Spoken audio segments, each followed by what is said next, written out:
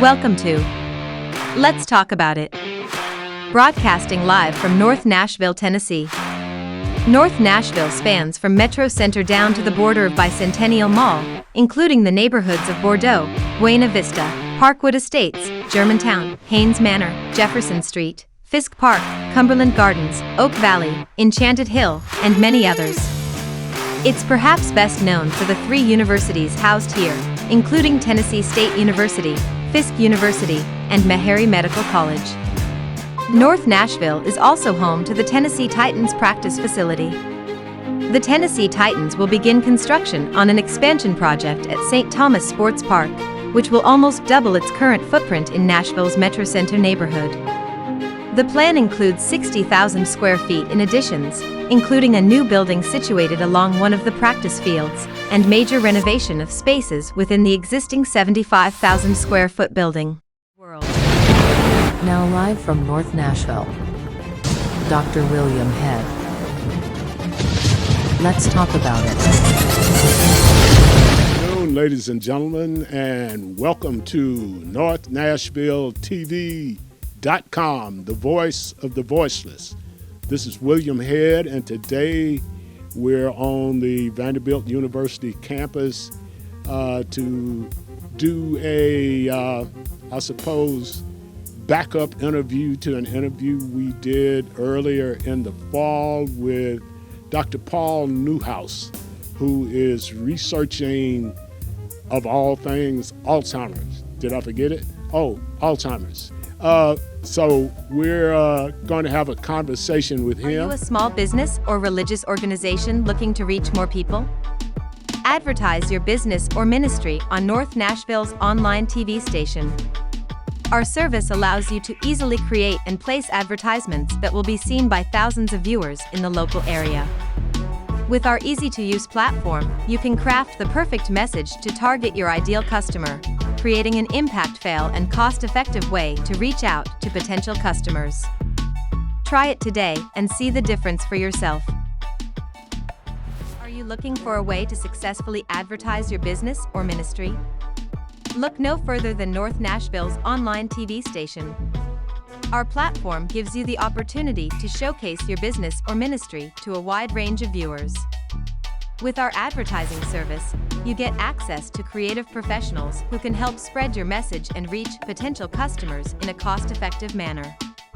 We understand the importance of creating an impactful advertisement, and we are committed to helping you achieve your goals. At this time, we're going to start an interview with Dr. Paul Newhouse, the head guy in charge of examining Alzheimer's and several dozen other things. Doc, how are you doing? I'm very good. Pleasure to be with you again. The pleasure is all ours. Your PSA that you did for us is really popular with our audience. Undoubtedly, we've got folks who are listening that are worried about that particular Alzheimer's situation. My experience with your staff in doing the telephone interview and then coming out and doing the blood draw and getting good vibrations from all of that when they told me that I did not have the prescribed protein that creates a path for Alzheimer's. Since then, I've talked to a gentleman who is of the opinion that there is some inclusiveness between Alzheimer's and long-term COVID. He said that people with long-term COVID have serious problems with their memory. Now, that's an entirely different thing. So let's just talk about where you are now in your research, and we'll move on from there. Sure. Okay. Well, thank you very much for allowing me to come on and speak to your audience. It's a pleasure to be here. We continue to make strides in Alzheimer's disease treatment, diagnosis, and research, as you know. We have a number of programs that are designed to help us develop new treatments for Alzheimer's disease. You participated in one of them where we were attempting to screen individuals for a high amount of a certain protein in the blood, which indicates they may be at risk for Alzheimer's disease. So we're continuing with that program. We're very excited by it. It's the biggest Alzheimer's prevention program that's ever been mounted anywhere in the world. And we're very excited to be part of that study. That's called the AHEAD study. And we'll have some more information to talk about with that in a few moments. But we're also making significant strides in developing treatments for people that may already have Alzheimer's disease. So one piece of information that I think is really important is that we here at Vanderbilt are now ready to launch our new treatment program for Alzheimer's disease, where we can actually do infusions of a medication that will remove that protein from the brain. And so it's been quite a while to get that program to the point where we're ready to launch it. But now that the FDA has approved this medication, we're now ready to administer it here at Vanderbilt. And that's a big change from when we last spoke. And a really significant situation when now you're saying that not only do you know what protein to attack, you are now attacking that protein in people who have that particular situation and are going into Alzheimer's or maybe just approaching that. So this is an important differentiation to make, which is that what we are testing now is whether removing this protein helps prevent Alzheimer's disease. But what we can already say with some confidence is that once a person has developed memory loss, that removing this protein does have benefit. It doesn't cure the disease, but it does seem to extend their functioning. They do better over the long term, and we are quite optimistic that removing this protein slows down the deterioration process. And so that's the step we can take today. We can actually treat people who already have memory loss.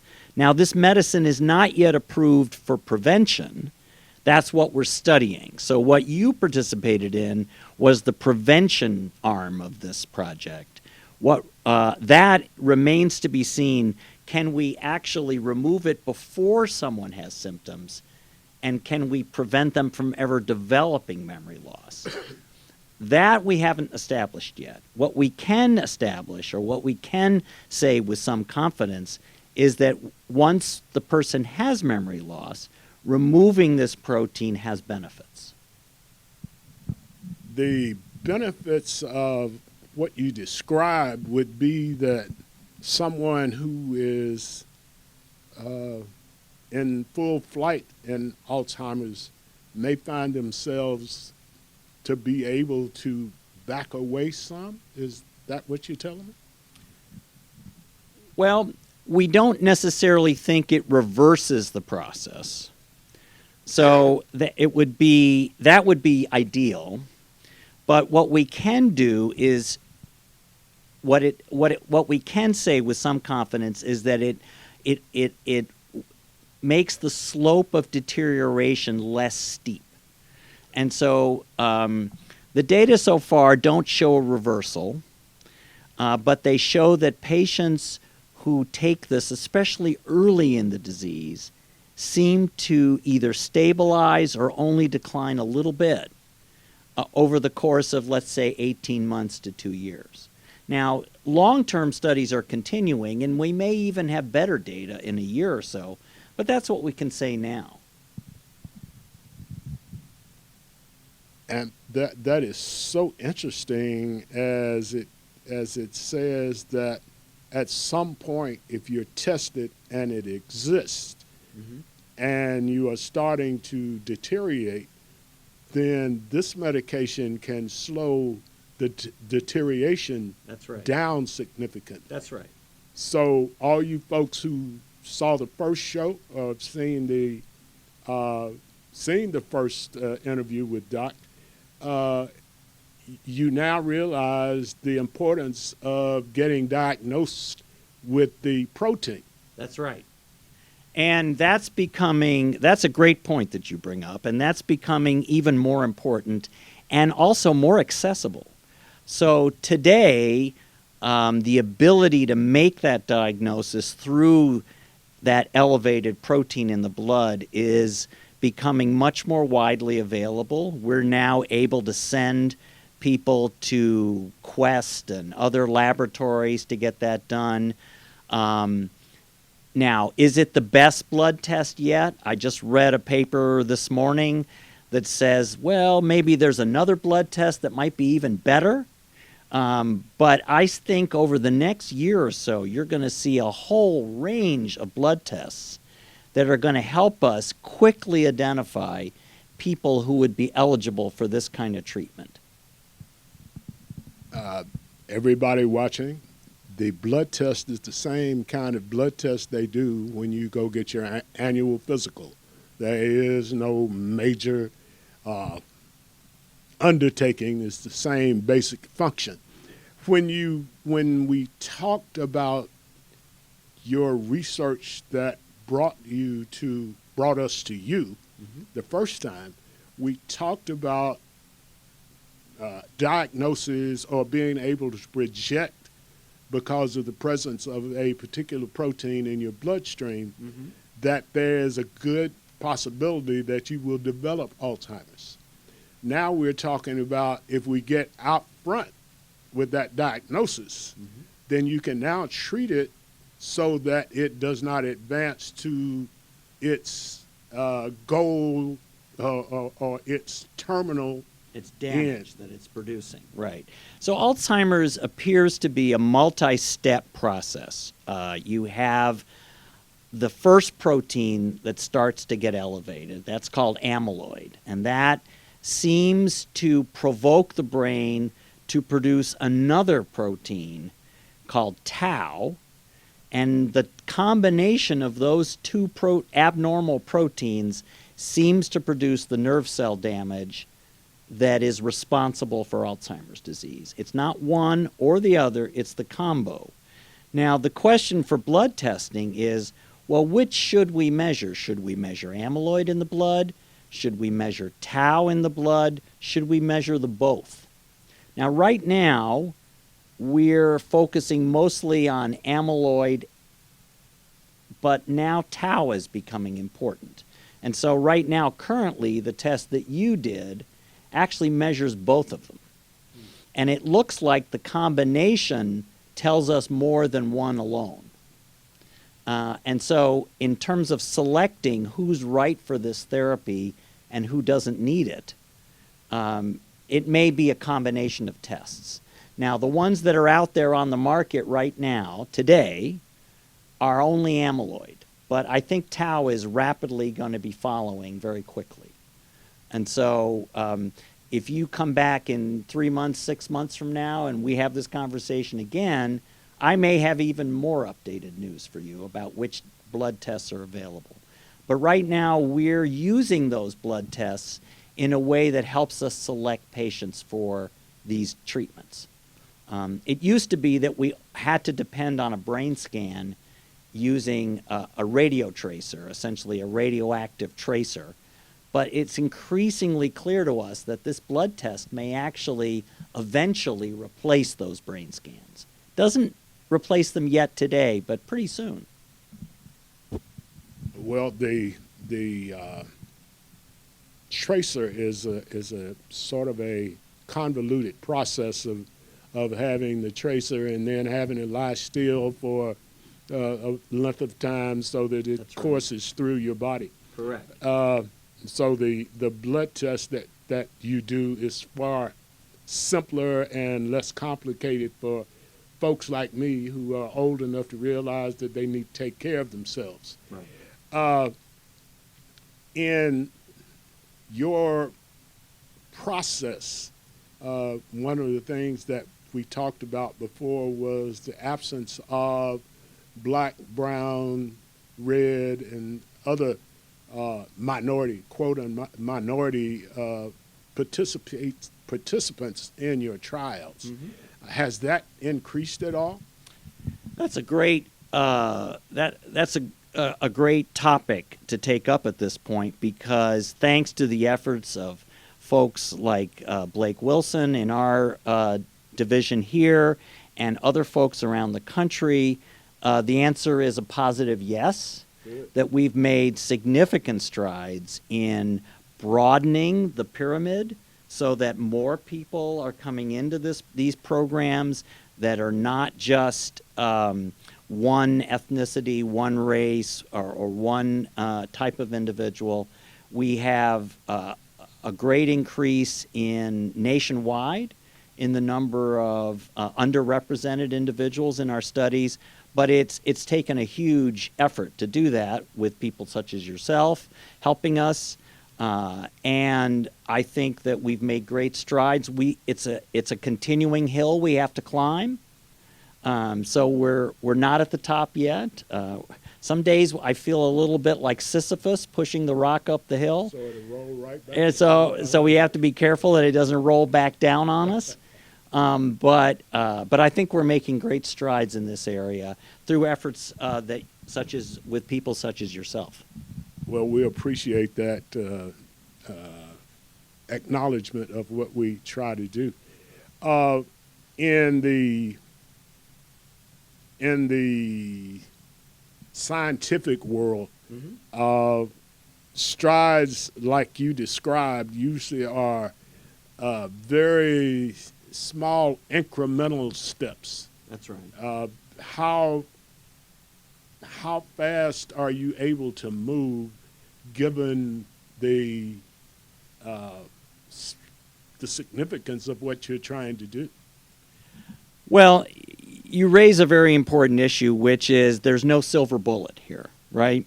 Alzheimer's is a very complex illness. It's like an elephant, and you reach up and you touch one part of it, but you're not grasping the whole elephant. And so we have to take, as one of my former colleagues used to say, multiple shots on goal. We have to explore multiple different approaches to treating this illness. The medication we were speaking of earlier is a great step forward, but it's only one. And so we are testing here at Vanderbilt a multitude of different approaches to see if they will give us another grasp on that elephant. And so we are testing medications that will influence inflammation, for example, because we know that one of the nasty things that this abnormal protein does is it promotes inflammation in the brain. So can we tamp down those fires of inflammation and reduce the damage? We have another approach with a drug that was originally developed for cancer.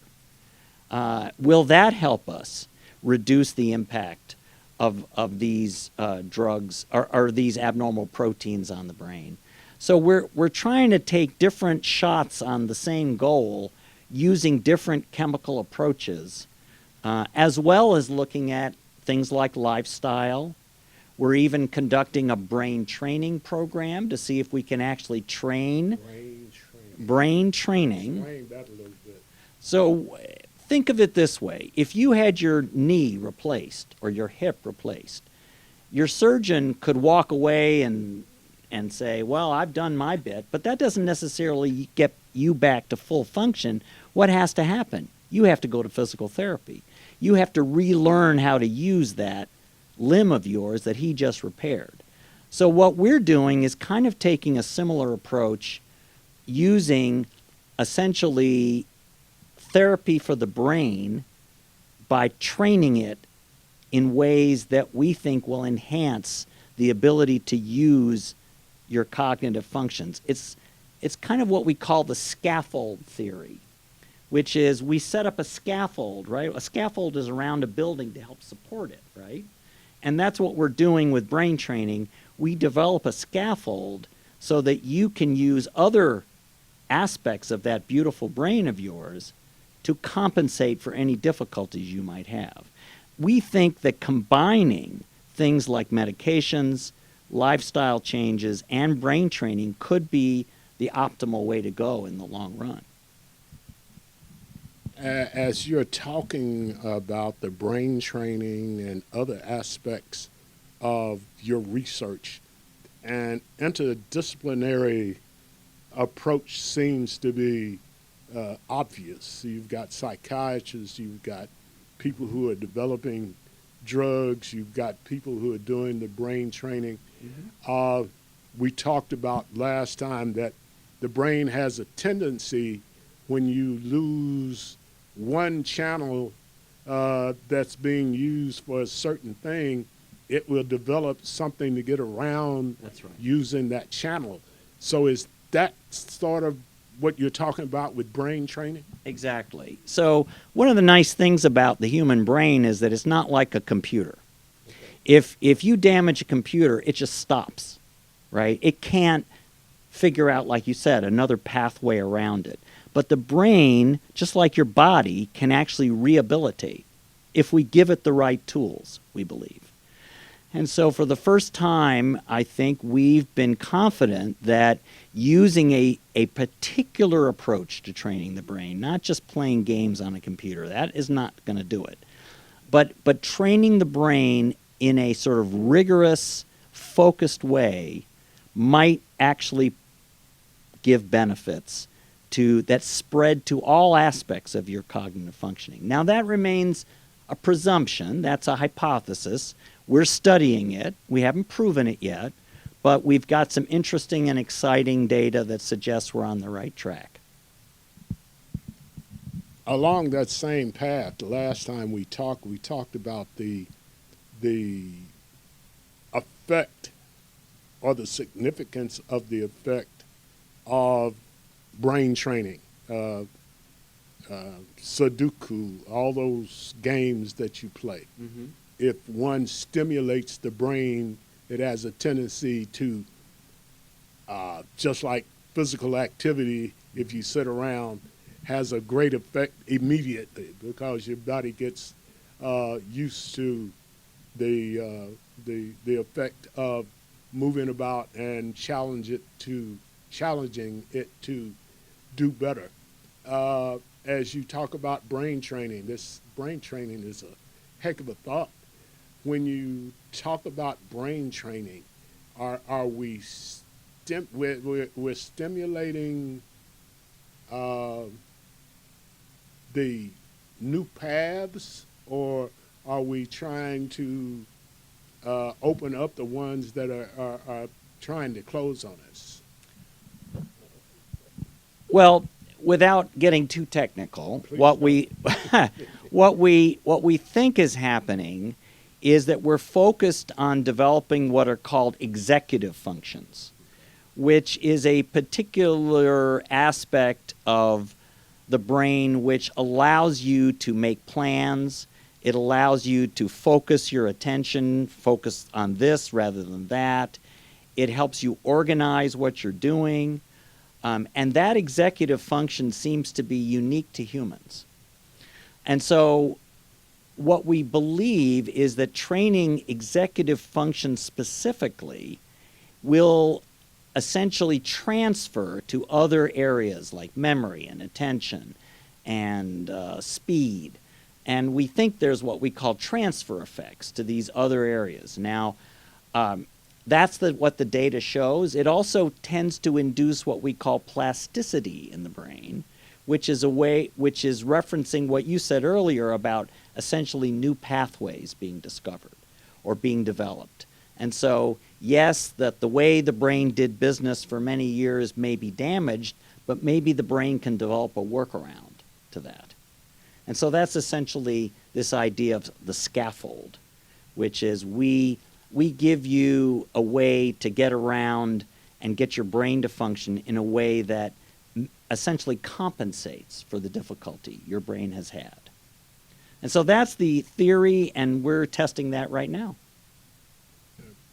This again retraining the brain is probably something I should leave alone from the standpoint I'm not that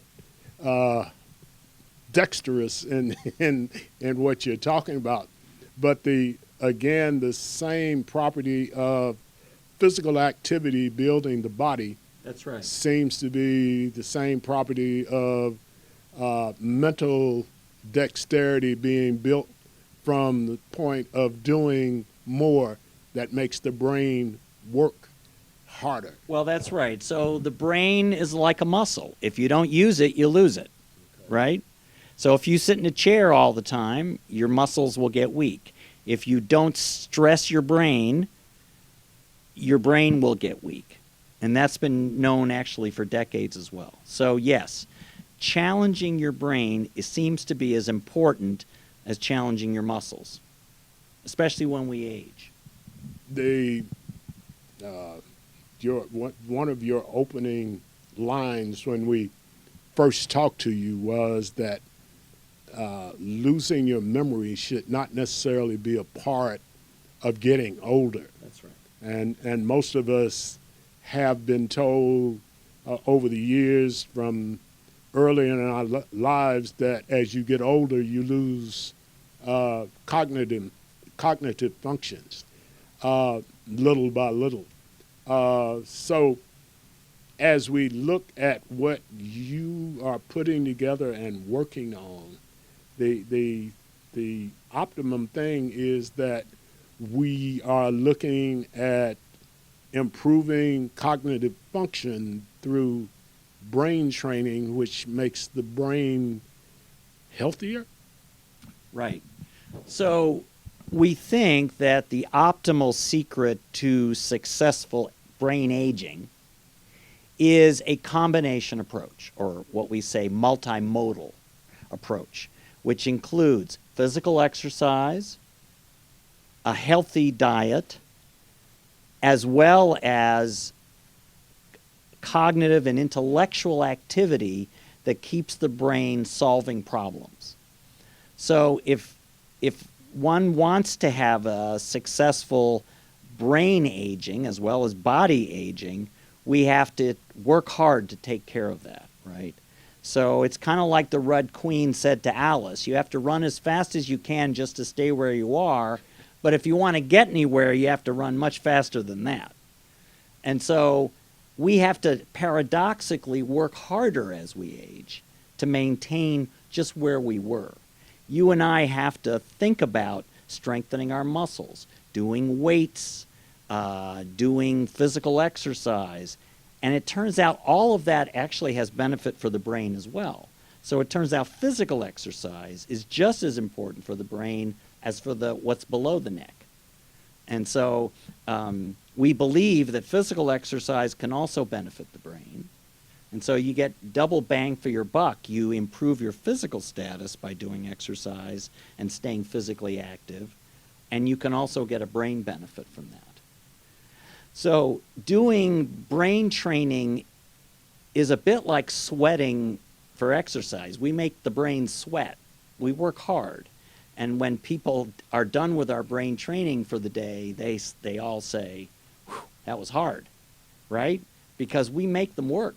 We make them focus their attention, and they have to monitor what's on that screen, and they have to make a quick decision about, does this go there or here? So we actually force them to use all of their faculties. And that actually, just like when you do physical exercise, if you sweat, if you get your heart going, you get benefit from that. It's the same way with the brain. Now, medication may also be helpful here, but that's a topic for another conversation, perhaps. So now we're the interdisciplinary thing that I mentioned before, and now becomes even more diverse, because now you're talking about people exercising and becoming more active physically to help their mental outlook. That's right. So if you had one thing that you would like to leave, well, first of all you folks that are watching, if it's 2 or 3 of you or 200 or 300 of you, Doc's research situation is one that you come in and you get your testing done, and they'll send you a stipend. I got mine and have spent it, which didn't take long at all. But there's benefit for you for your approach to dementia, finding out if you are a likely patient, and then finding that there are ways in which you can improve your possibilities by simply listening to what the researchers tell you. I think that's a very important point, which is that now, for the first time in history, people can take this into their own hands, make a decision to get screened, and begin to assess what their risk of ever developing Alzheimer's is. Up till now, it's been a complete black box. We haven't been able to tell anybody. If you walked into my clinic 10 years ago and said to me, Paul, what is my risk of developing Alzheimer's disease? I would have to say, I don't know any way to assess that. That has changed. We can now, with simple blood tests, begin to calibrate the risk of someone developing Alzheimer's disease later in their life. Just like if you go in and get your cholesterol checked or your blood pressure checked, you can then predict, are you at risk for heart attack or stroke or something like that?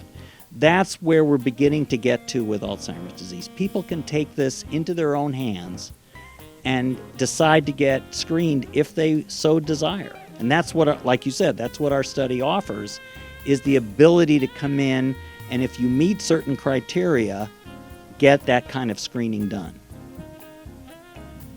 Well, this has been enlightening as all get out this afternoon. If you had one thing that you would like to say to the people who listen and watch what we do, what would it be? I would say that memory loss is not a normal part of aging, that we shouldn't expect our brains to deteriorate necessarily as we age, that Alzheimer's disease may become preventable and treatable, and we are making great strides in that direction, and that people should begin to assess the risk for themselves and take action now to mitigate that or to reduce that risk. Well, Doc, we appreciate you consenting to talk to us again. We'll check in with you in 2 or 3 months to see if there are new developments that you want to share, and we'll move forward. Ladies and gentlemen, you have been part of a conversation between me and Dr. Paul Newhouse, who is here at the Vanderbilt Psychiatric Hospital on a regular basis. If he's not here physically, you know that, what's the name of that thing? Zoom will get you to him. We are proud to be a part of getting this word out on NorthNashvilleTV.com, the voice of the voiceless.